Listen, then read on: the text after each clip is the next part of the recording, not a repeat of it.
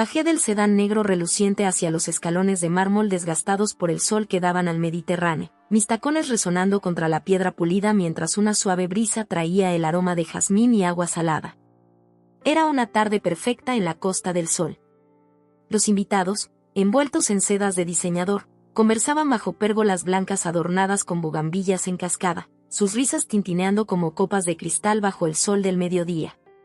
Sentí un revoloteo de anticipación mezclado con inquietud. Esta era la fiesta de cumpleaños de mi suegra millonaria, doña Mercedes Castellón, y aunque yo había planificado cada detalle, aún me preguntaba si realmente pertenecía a este lugar. La finca El Paraíso era uno de los lugares más exclusivos de Marbella, con sus jardines en terrazas que descendían hacia el mar y vistas que abarcaban hasta Gibraltar en los días más claros.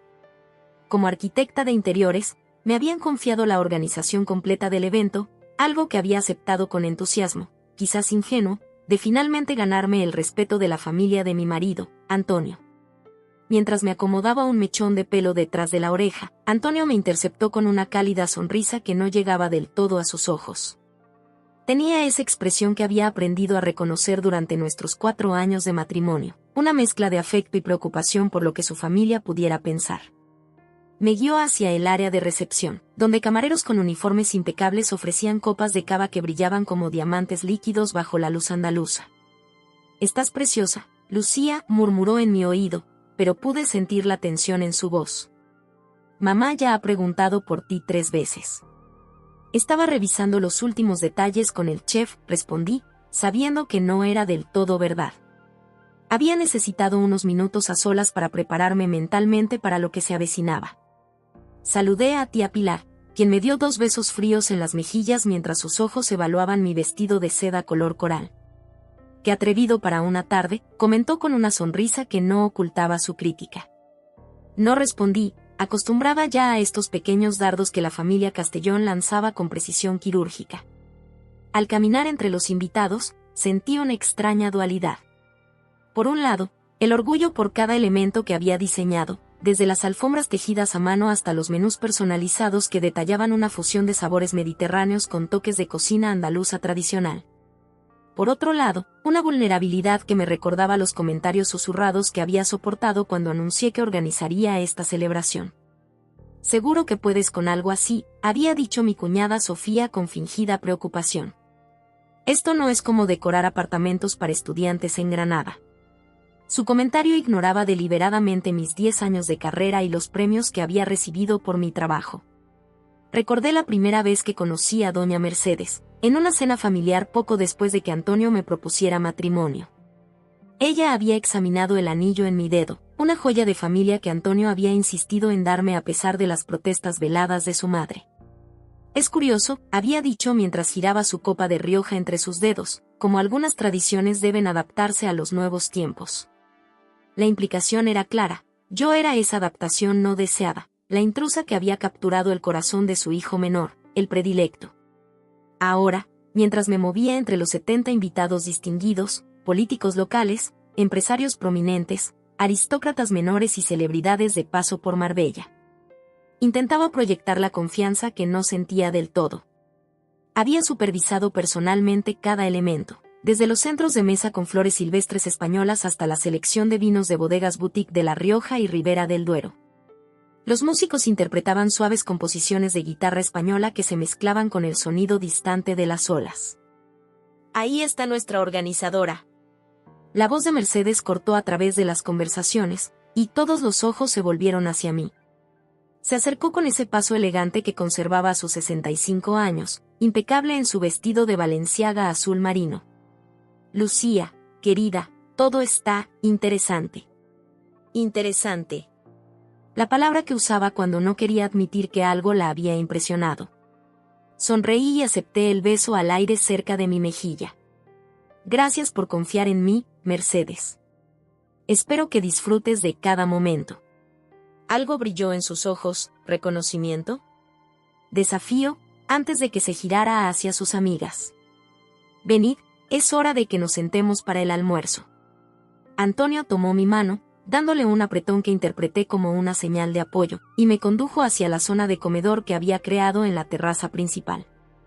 Mesas redondas cubiertas con manteles de lino crudo y cristalería artesanal de la granja se disponían en semicírculo, orientadas hacia el mar.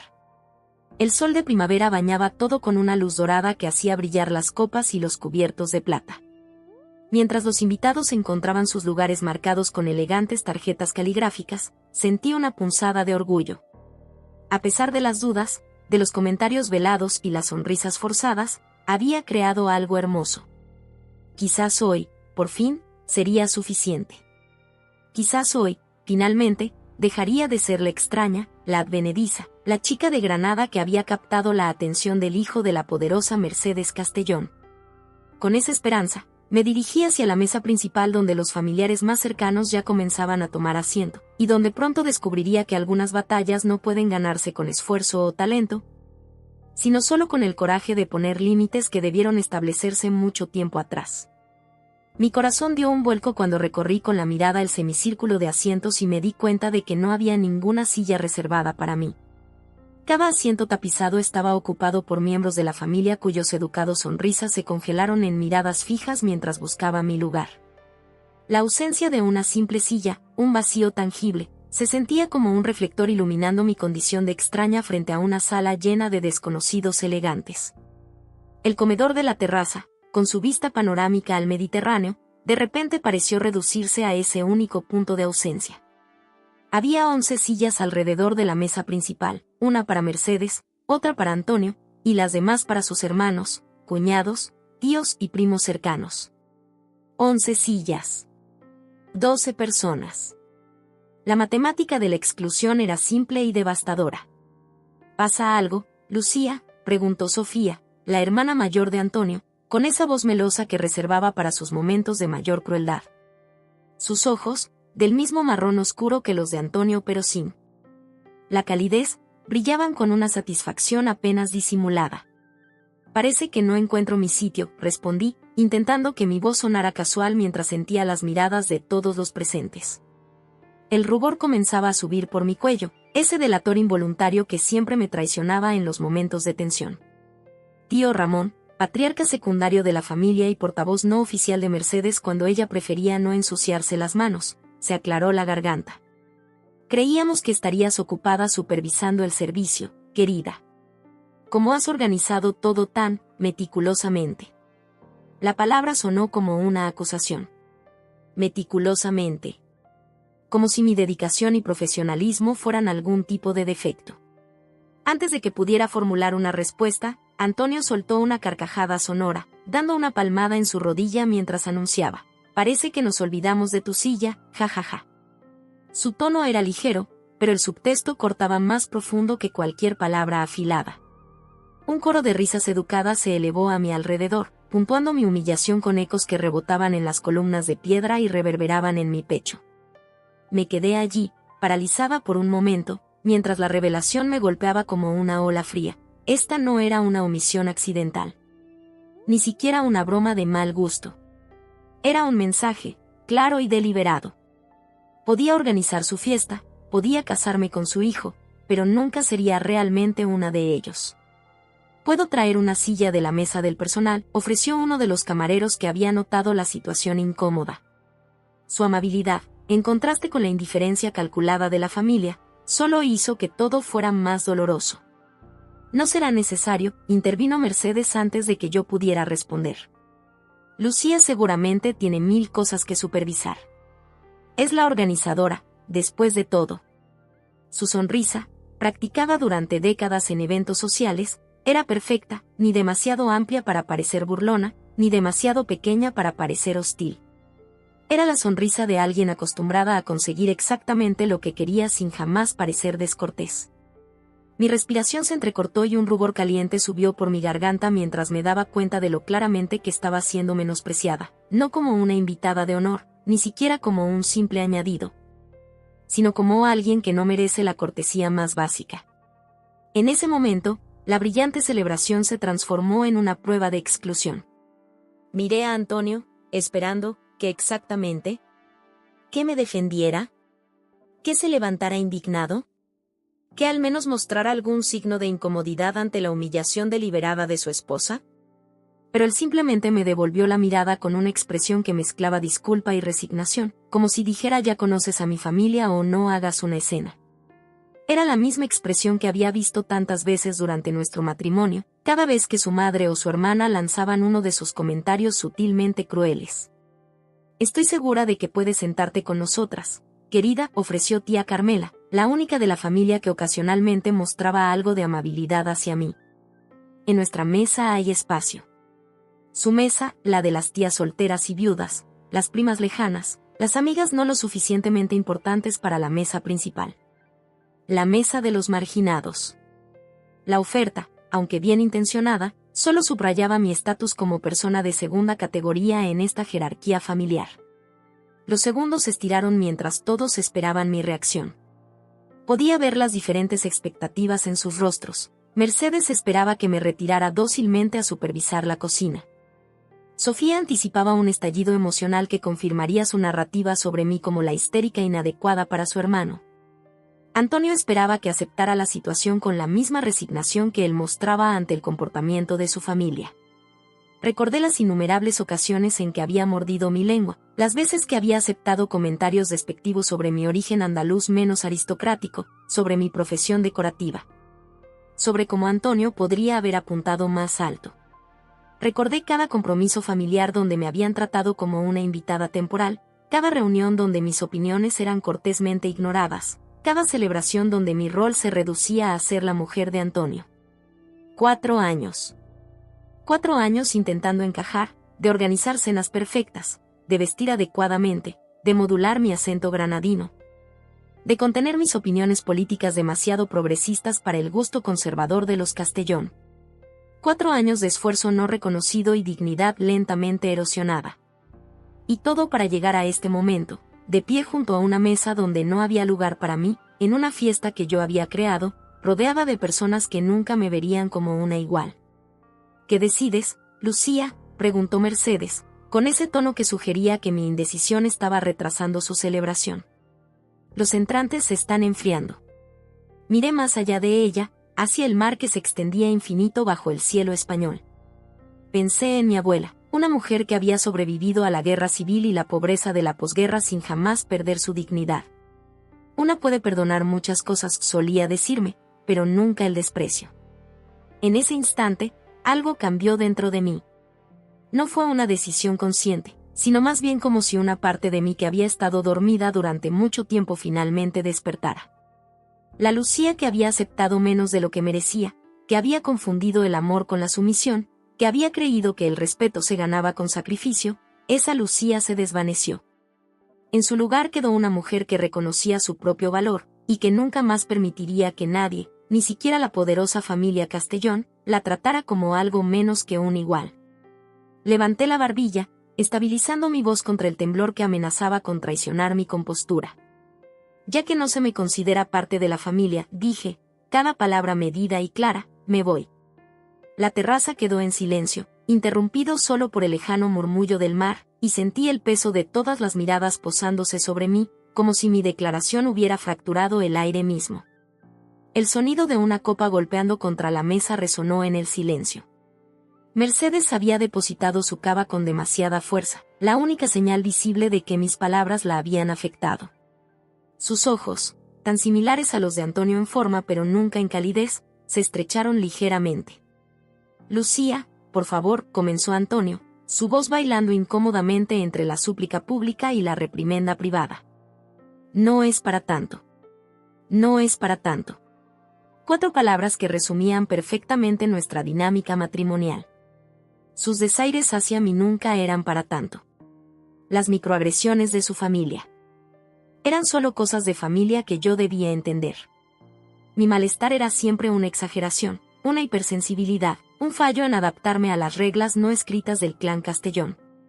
Es exactamente para tanto, Antonio, respondí, sorprendida por la calma en mi voz. Organicé esta fiesta durante 3 meses.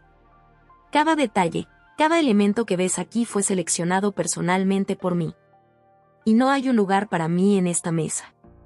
En esa pausa cargada, vi confusión parpadear en los ojos de Antonio, seguida rápidamente por vergüenza, luego diversión, como si mi dignidad fuera de alguna manera cómica. tragué el aguijón de la traición y comencé a alejarme, cada paso deliberado, negándome a darles la satisfacción de verme fallar. El clic de mis tacones se convirtió en un metrónomo de resolución mientras salía hacia la calidez de la tarde andaluza. Lucía, estás siendo ridícula, la voz de Sofía me alcanzó. Es solo una silla. Me detuve y me giré lentamente. La mesa completa me observaba con diferentes grados de incomodidad, diversión y desdén. Vi a tía Carmela mordiéndose el labio con preocupación, a tío Ramón con su ceño fruncido de desaprobación, a Mercedes con su expresión perfectamente controlada que no revelaba nada. Y a Antonio, mi marido, con esa sonrisa nerviosa que aparecía siempre que debía elegir entre complacer a su madre o apoyarme a mí. Tienes razón, Sofía, respondí. Es solo una silla. Y también es solo respeto. Solo consideración. Solo lo mínimo que esperaría de personas que se supone son mi familia. Hice una pequeña pausa, dejando que mis palabras se asentaran. Pero está bien. Ahora entiendo exactamente dónde estoy. Donde siempre he estado. Estás haciendo una escena, murmuró Antonio, lo suficientemente alto para que todos lo oyeran. Era su táctica habitual, atribuir cualquier confrontación a mi supuesto temperamento andaluz, demasiado pasional, demasiado directo para el gusto catalán más reservado de su familia. No, Antonio. Por primera vez, me estoy negando a participar en la escena que tu familia ha orquestado. Miré directamente a Mercedes, quien mantenía esa expresión neutra perfeccionada durante décadas de negociaciones empresariales. Espero que disfrutes de tu cumpleaños, Mercedes. El chef ha preparado lubina salvaje para el plato principal, exactamente como preferías.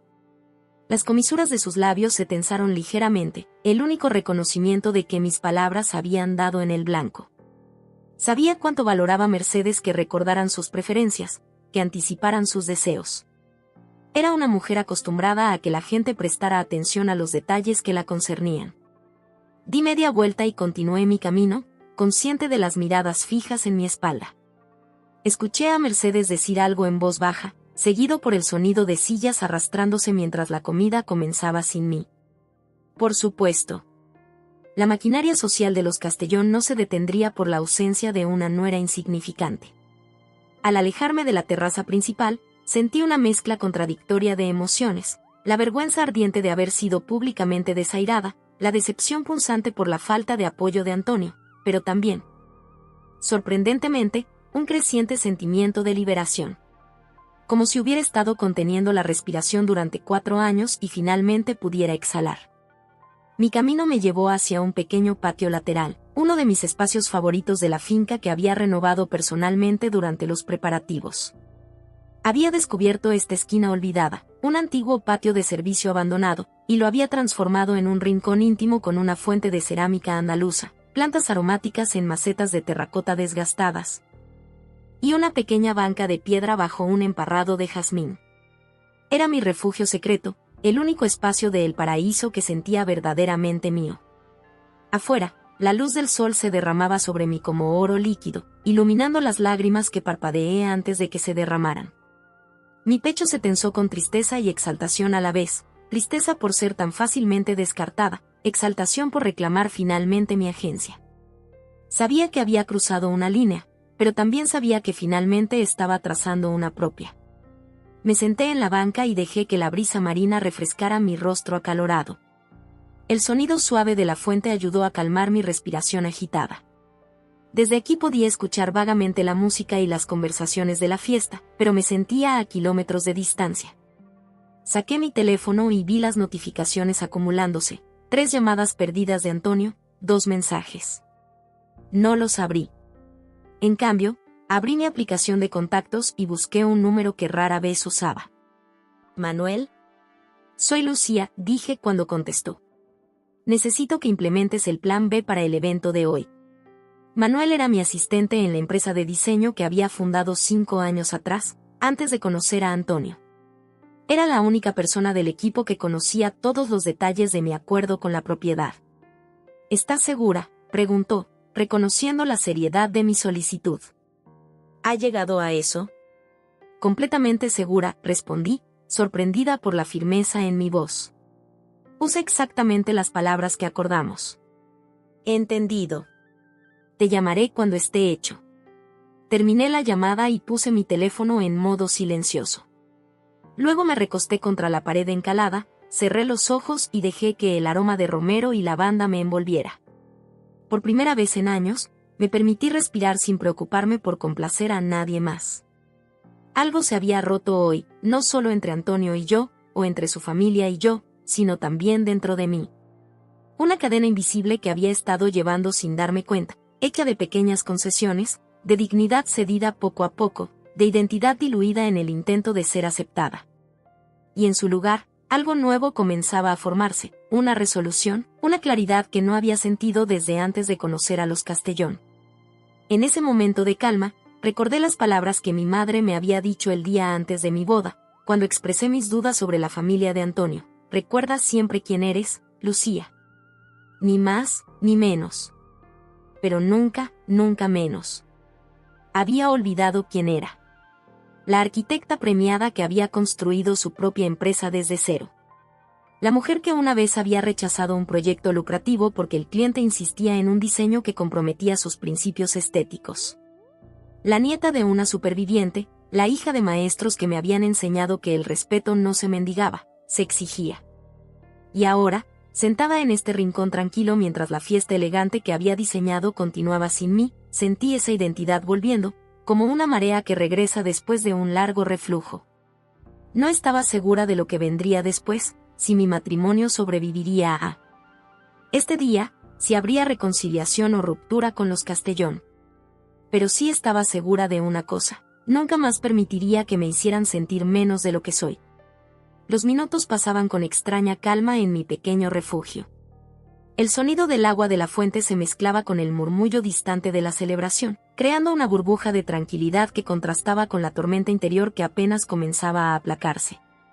Desde mi rincón podía ver fragmentos de la fiesta a través de los setos de ciprés, camareros deslizándose entre las mesas, la luz del sol reflejándose en las copas. Gestos animados de conversaciones que continuaban sin interrupción, como si mi salida hubiera sido apenas un paréntesis incómodo rápidamente olvidado. No podía evitar preguntarme qué estaría diciendo Antonio ahora. Me estaría defendiendo tardíamente, o más probablemente, minimizando el incidente. Ya conocéis a Lucía, siempre tan sensible. Era su frase habitual, ese tono indulgente que usaba para explicar mis excentricidades a su familia, como si yo fuera una mascota impredecible que ocasionalmente se comportaba mal.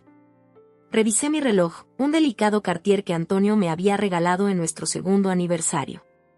Para que nunca llegues tarde a las reuniones familiares, había dicho, sin percibir la ironía de regalarme un reloj para puntualizar mi perpetua condición de forastera esperando ser admitida. Apenas habían pasado 15 minutos desde mi salida, pero se sentía como una eternidad. Quizás porque por primera vez en 4 años, había actuado según mis instintos en lugar de calcular cada gesto para ganar la aprobación de los Castellón. Me levanté y caminé hacia el extremo del patio donde un pequeño sendero descendía por la ladera hacia los jardines inferiores que yo misma había diseñado. Este camino, bordeado de lavanda y romero, había sido uno de mis primeros proyectos después de casarme con Antonio. Mientras su madre había contratado a paisajistas de renombre para las áreas principales, me había concedido este rincón olvidado de la propiedad como un proyecto para mantenerme ocupada. O quizás para mantenerme en mi lugar. Irónicamente, este espacio que debía ser mi jaula se había convertido en mi santuario. A diferencia de los jardines principales, con sus setos perfectamente podados y rosas importadas de Holanda, yo había creado algo auténticamente andaluz, un Carmen granadino en miniatura, con plantas autóctonas. Pequeñas fuentes de inspiración árabe, y terrazas escalonadas que recordaban al Generalife. Descendí lentamente por el camino de piedra, cada paso resonando con una creciente certeza. El aroma del esparto y del jazmín me transportó momentáneamente a mi infancia en Granada, a los veranos en la casa de mi abuela en el Albaicín. Recordé cómo ella solía sentarse en su pequeño patio encalado al atardecer, con esa dignidad serena que ni los años difíciles de la posguerra habían podido arrebatarle. El orgullo no es vanidad, me decía mientras me enseñaba a bordar. Es recordar tu valor cuando otros intentan que lo olvides. Al llegar al final del sendero, me encontré en una pequeña plazoleta circular con una fuente central de diseño nazarí. Había pasado días trabajando con artesanos de Granada para recrear los patrones geométricos tradicionales, asegurándome de que cada azulejo estuviera colocado con precisión. Era un trabajo que Mercedes había considerado excesivamente detallista y poco práctico, pero que ahora, con la luz de la tarde filtrándose entre los cipreses, revelaba su verdadera belleza. Me senté en el borde de la fuente y dejé que mis dedos rozaran la superficie del agua fresca.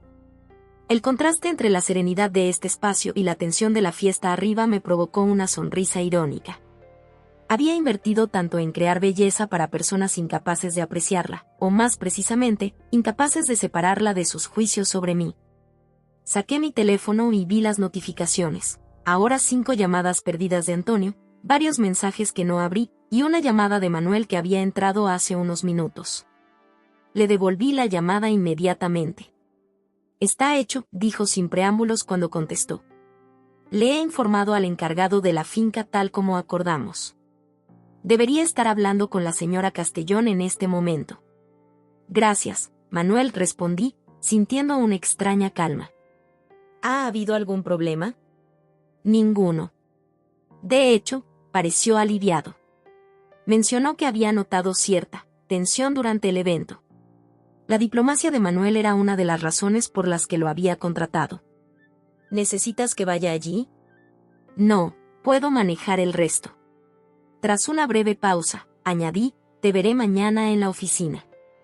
Creo que es tiempo de retomar algunos proyectos que habíamos dejado en pausa. Me alegra oír eso, respondió, y pude escuchar la sonrisa en su voz. Manuel había sido testigo de cómo, gradualmente, había ido reduciendo mi presencia en la empresa que había fundado, cediendo a las sugerencias de Antonio de que una Castellón no necesitaba trabajar tanto. Terminé la llamada y guardé el teléfono. El sonido del agua era hipnótico, casi meditativo. Recordé cuando encontré este lugar por primera vez, entonces solo un terreno abandonado con una vieja fuente agrietada. Había visto lo que otros no, el potencial, la belleza oculta esperando ser redescubierta. Quizás era una metáfora de mí misma. De la Lucía que había sido antes de los Castellón, esa mujer ambiciosa y segura que se había diluido lentamente en un intento de encajar en un molde que nunca fue diseñado para ella. Mi teléfono vibró con un mensaje de texto. Esta vez, no era de Antonio sino de Carmela. ¿Estás bien, querida? ¿Dónde estás? Esto se está poniendo incómodo. Sonreí levemente. La tía Carmela, siempre navegando los mares turbulentos de la familia con esa mezcla de diplomacia y genuina empatía. Era la única que parecía ver a las personas más allá de su utilidad o posición social.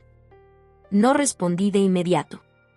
En cambio, me levanté y caminé hacia el pequeño mirador que había diseñado en el extremo del jardín. Desde allí podía ver la terraza principal donde continuaba la fiesta, o más bien, donde debería estar continuando. Lo que vi me detuvo en seco, movimiento, confusión, gente reuniendo sus pertenencias. Incluso a esta distancia, podía distinguir la figura erguida de Mercedes gesticulando con evidente irritación mientras hablaba con un hombre que reconocí como Javier, el encargado de la finca. Antonio estaba a su lado, pasando una mano por su cabello en ese gesto nervioso tan característico suyo. El plan B estaba en marcha, tal como lo había diseñado meses atrás. No como una venganza premeditada, sino como una póliza de seguro emocional que nunca pensé que tendría que utilizar. Era extraño observar desde lejos el desmoronamiento de la fachada social perfecta de los Castellón. Durante años había estado en medio de ese teatro, interpretando el papel que me habían asignado. Ahora, por primera vez, era una espectadora. Mi teléfono comenzó a vibrar insistentemente. El nombre de Antonio parpadeaba en la pantalla. Respiré hondo, sabiendo que lo que vendría a continuación cambiaría irrevocablemente nuestra relación. Por un momento, contemplé no contestar. Sería más fácil, quizás, dejar que la situación se desarrollara sin mi intervención. Pero eso sería ceder de nuevo, esconderme en lugar de enfrentar. Y había terminado de esconderme. Dejé que sonara una vez más antes de deslizar mi dedo sobre la pantalla para contestar. Cuando hablé, mi voz sonó extrañamente serena, como si perteneciera a otra persona, a la Lucía que había estado dormida durante demasiado tiempo y que ahora, finalmente, despertaba. ¿Dónde estás? La voz de Antonio sonaba tensa, casi irreconocible. El murmullo agitado de voces en el fondo me dio una imagen clara de la escena en la terraza. Ha ocurrido algo surrealista, Lucía. Necesito que vengas inmediatamente. ¿Qué está pasando exactamente?, pregunté, manteniendo mi tono neutro mientras comenzaba a subir lentamente el sendero de regreso. El encargado de la finca está diciendo que tenemos que irnos. Todos. Ahora mismo. Dice que ha recibido órdenes de la propietaria de cancelar el evento. Su voz descendió a un susurro urgente. Mi madre está furiosa. Esto es un desastre, Lucía. Un completo desastre. El cumpleaños de mi madre arruinado así. Detecté la acusación implícita en su tono, como si de alguna manera esto también fuera culpa mía. Era tan típico de Antonio, incluso ahora. Su preocupación principal era la humillación pública de su madre, no la humillación que yo había sufrido minutos antes. «¿Qué situación tan incómoda?», respondí con calma calculada. «¿Y qué dice exactamente el encargado?». Dice que la propietaria ha indicado específicamente que la familia Castellón debe abandonar la propiedad en los próximos 30 minutos. Es absurdo. Tenemos un contrato firmado. Mi madre está amenazando con demandar a la propietaria por incumplimiento y daños a su reputación. Una sonrisa involuntaria se dibujó en mis labios mientras continuaba ascendiendo por el camino. Podía imaginar perfectamente la escena. Mercedes Castellón, la implacable empresaria que había construido un imperio inmobiliario en la costa, enfrentándose a la inesperada pérdida de control en su propia celebración. ¿Y quién es esta misteriosa propietaria que se atreve a desafiar a tu madre?, pregunté, sabiendo perfectamente la respuesta. Antonio soltó un bufido exasperado. Nadie parece saberlo con certeza. El encargado solo dice que sigue instrucciones directas, que la propietaria rara vez interviene, pero cuando lo hace, sus decisiones son irrevocables. Hizo una pausa, y casi pude ver su ceño fruncido a través del teléfono. Lo extraño es que parece conocer detalles sobre nosotros. Sobre la silla, Lucía. Ha mencionado específicamente un incidente de falta de respeto hacia un miembro de la familia. Qué interesante, murmuré, alcanzando ya el pequeño patio donde había comenzado mi retirada. Parece una persona muy observadora. ¿Interesante? ¿Eso es todo lo que tienes que decir? Su voz subió una octava. Lucía, por favor, ven aquí ahora. Si hablas con mi madre, si le explicas que no estabas realmente ofendida, quizás podamos solucionar esto. Me detuve en seco. Ahí estaba otra vez, la expectativa de que yo me doblegara, de que negara mis propios sentimientos para salvaguardar la reputación de los Castellón. Como si mi dignidad fuera un precio razonable a pagar por la paz familiar. No estoy segura de poder hacer eso, Antonio, respondí con suavidad.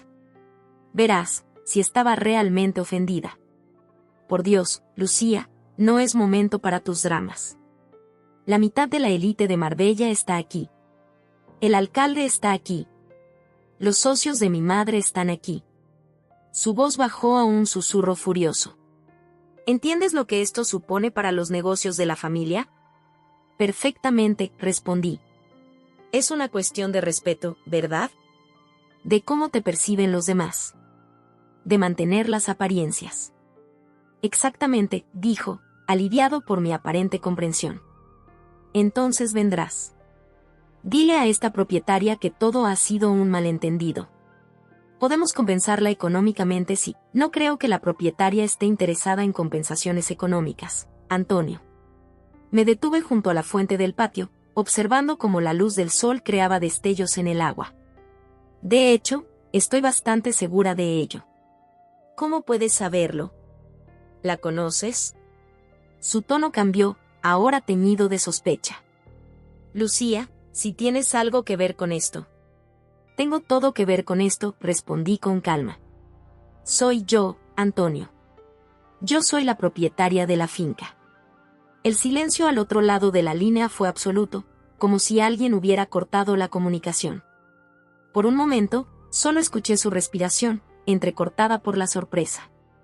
Eso es imposible, balbuceó finalmente. Esta finca vale millones. Tú no podrías.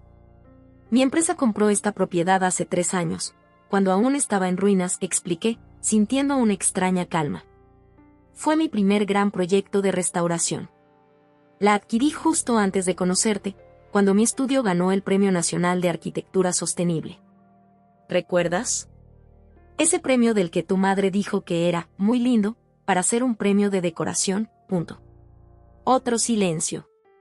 Podía escuchar voces distantes al otro lado, preguntas dirigidas a Antonio, su respiración agitada. Pero nunca dijiste nada, murmuró finalmente. En 3 años de matrimonio, nunca mencionaste que eras la dueña de El Paraíso. ¿Me preguntaste alguna vez por mis proyectos, Antonio? ¿Por mis inversiones? ¿Por mi carrera? ¿O estabas demasiado ocupado explicándome cómo debía comportarme para encajar con los Castellón? No hubo respuesta inmediata. Era una pregunta retórica, después de todo. Ambos conocíamos la verdad. Cuando tu madre buscaba un lugar para su celebración, continué, y mencionó que quería algo, exclusivo pero no ostentoso, elegante pero con carácter histórico, pensé que sería un buen gesto ofrecer este espacio. No como la nuera intentando impresionar, sino como la profesional que soy. Pensé que quizás, finalmente, vería mi trabajo por lo que es, no por quién se casó conmigo. Lucía, yo no sabía. Comenzó Antonio, pero lo interrumpí. No, no lo sabías porque nunca te interesó saberlo. Y esa es quizás la parte más triste de todo esto. Escuché el sonido de pasos acercándose a Antonio, una voz que reconocí como la de Mercedes. ¿Qué está pasando? ¿Con quién hablas? ¿Dónde está esa mujer? Esa mujer, repetí con amargura. 4 años siendo tu esposa, y para tu madre sigo siendo esa mujer, punto. Mamá, espera, escuché a Antonio decir, apartando ligeramente el teléfono. Luego su voz volvió a dirigirse a mí, más baja, casi suplicante. Lucía, por favor, vamos a hablar de esto en persona. No hagas algo de lo que puedas arrepentirte. ¿Cómo qué, Antonio? ¿Cómo exigir respeto? ¿Cómo dejar de permitir que me traten como una empleada en lugar de un miembro de la familia? ¿Te refieres a eso?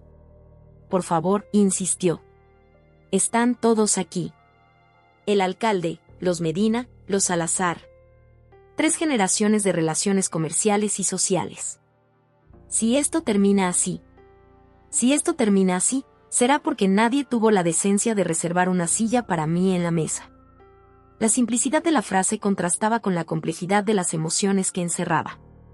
Dile a tu madre que la propiedad debe quedar vacía en media hora. El personal permanecerá para asegurarse de ello. ¿Y tú? Su voz sonaba extrañamente pequeña, como la de un niño perdido. ¿Dónde estarás? Donde debí estar hace mucho tiempo, Antonio. En un lugar donde mi valor no se mida por mi apellido de casada. Colgué antes de que pudiera responder. Un silencio extrañamente pacífico me envolvió mientras guardaba el teléfono.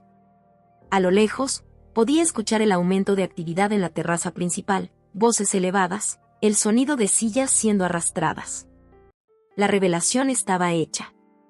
Después de años ocultando partes de mí para encajar en el mundo de los Castellón, finalmente había mostrado quién era realmente. No la decoradora de interiores que habían asumido, sino la empresaria exitosa que había sido antes de conocerlos. No la nuera agradecida por ser aceptada en la familia, sino una mujer con su propio poder y recursos. Me pregunté brevemente si debería sentir culpa por la humillación pública que estaban experimentando, pero lo único que sentía era una extraña sensación de justicia poética. No había planeado que las cosas terminaran así hoy, había esperado, ingenuamente quizás, que esta celebración fuera diferente, que finalmente me vieran como un igual. En lugar de eso, me habían mostrado exactamente lo que siempre había sido para ellos. Y yo, a mi vez, les estaba mostrando quién era yo realmente. La siguiente media hora transcurrió como un sueño borroso. Permanecí en el jardín inferior, sentada junto a la fuente árabe, escuchando los sonidos distantes de la fiesta desmantelándose, motores de coches arrancando, tacones apresurándose sobre piedra.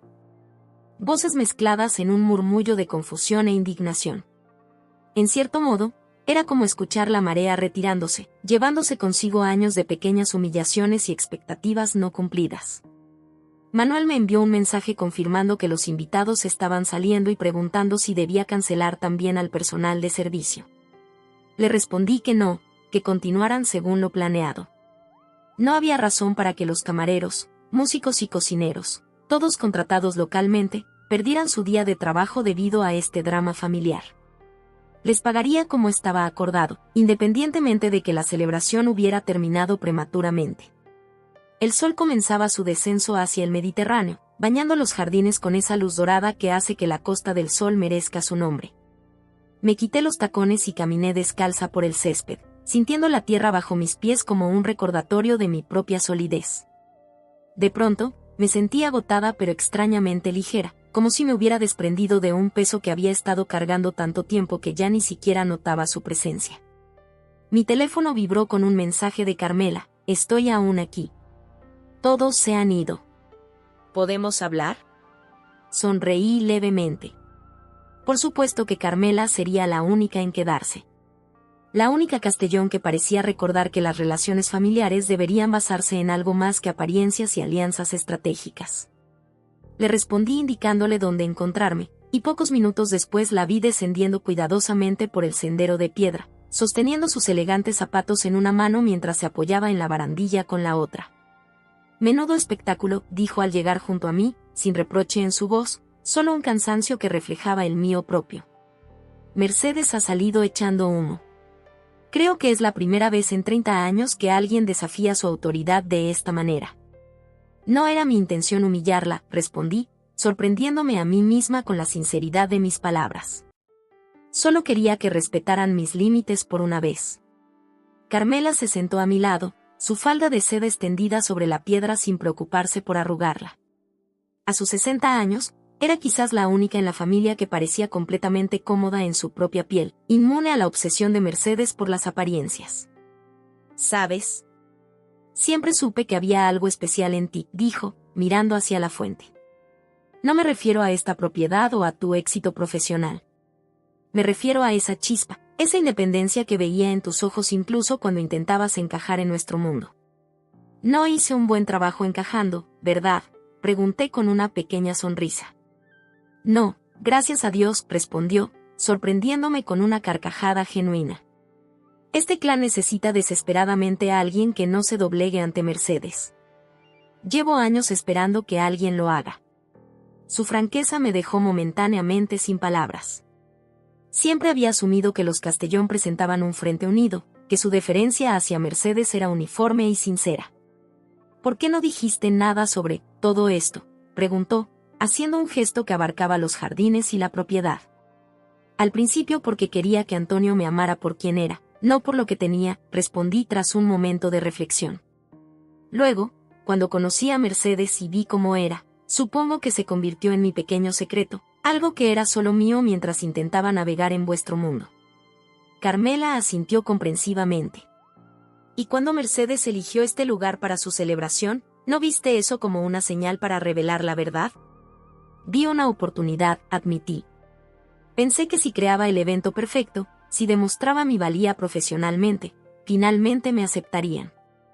Que Mercedes finalmente vería más allá de sus prejuicios sobre mí». «Mercedes solo ve lo que quiere ver», dijo Carmela con un suspiro. «Lleva tanto tiempo siendo la matriarca indiscutible que ha olvidado cómo relacionarse con las personas sin jerarquías. Especialmente con las mujeres que entran en la familia».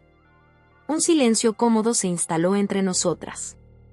En la distancia, el sol comenzaba a tocar el horizonte, enviando reflejos anaranjados a través del agua de la fuente.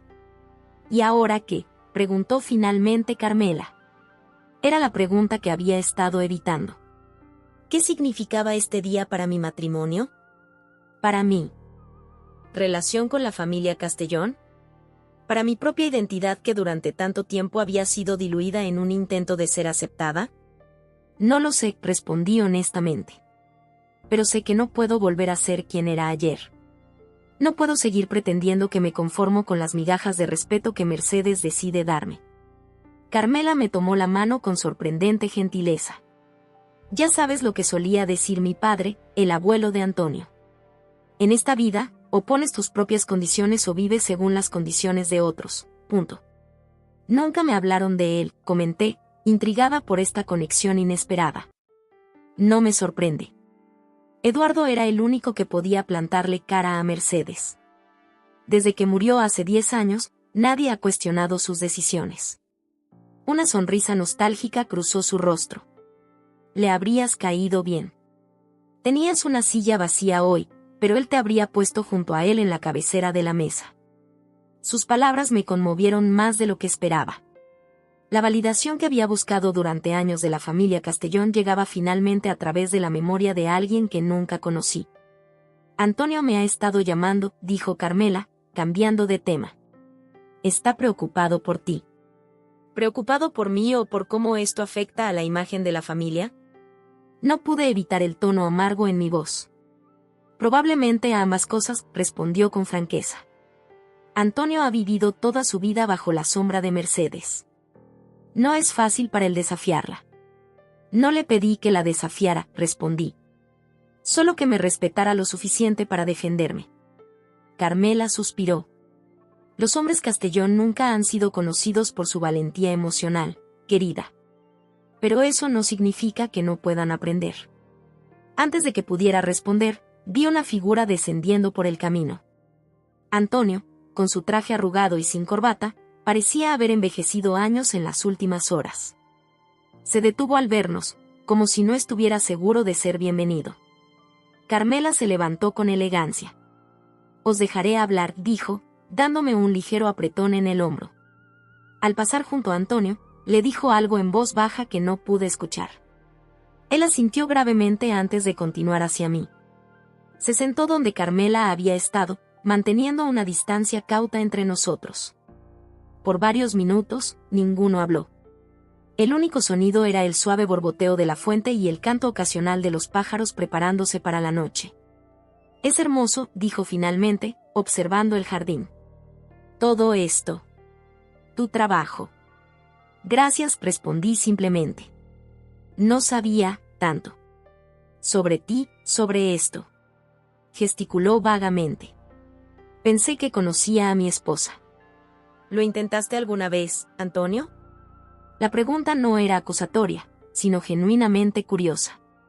¿Realmente intentaste conocerme más allá de lo que encajaba en tu imagen de cómo debía ser tu esposa? Su silencio fue respuesta suficiente. Tu madre se ha ido a la casa de Sotogrande, dijo después de un momento.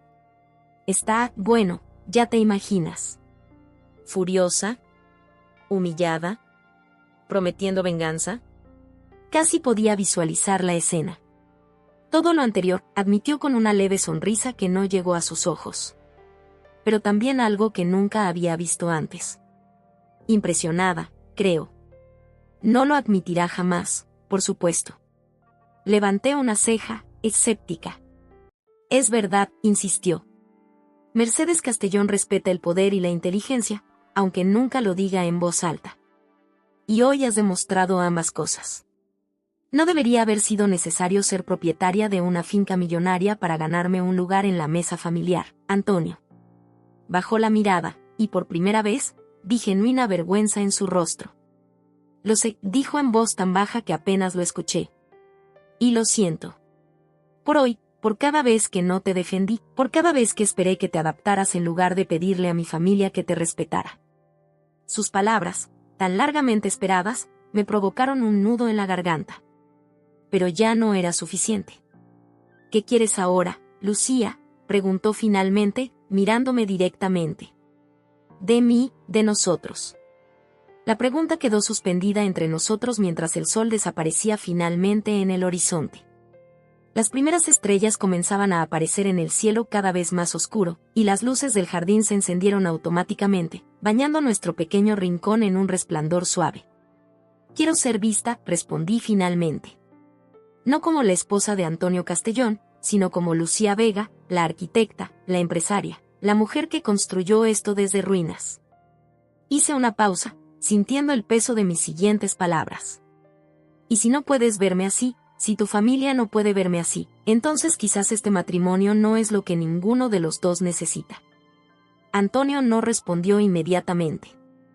En su rostro vi el conflicto entre el hombre que siempre había sido, el hijo obediente, el Castellón, y el hombre que quizás podría llegar a ser. No quiero perderte, dijo finalmente. Pero entiendo que las cosas no pueden seguir como antes. No era una solución, apenas el comienzo de una conversación que tendríamos que continuar en los días y semanas siguientes.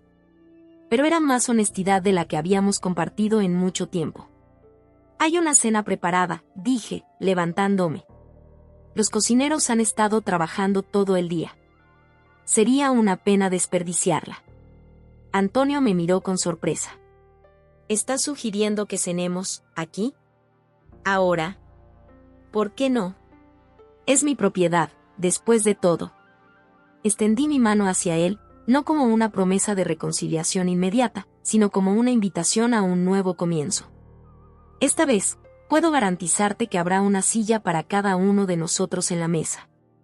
Tomó mi mano y se levantó, y juntos comenzamos a ascender por el sendero hacia la casa, donde las luces brillaban cálidamente contra el crepúsculo andaluz. No sabía qué nos depararía el futuro, si nuestro matrimonio sobreviviría a esta transformación, si la familia Castellón alguna vez me aceptaría en mis propios términos. Pero por primera vez en años, caminaba completamente erguida, sin disminuirme para encajar en las expectativas de otros. Y mientras entrábamos en el comedor, donde los camareros habían dispuesto una mesa íntima para dos junto a los ventanales con vista al mar, sentí que finalmente ocupaba el lugar que me correspondía. No a la sombra de los Castellón, sino bajo mi propia luz.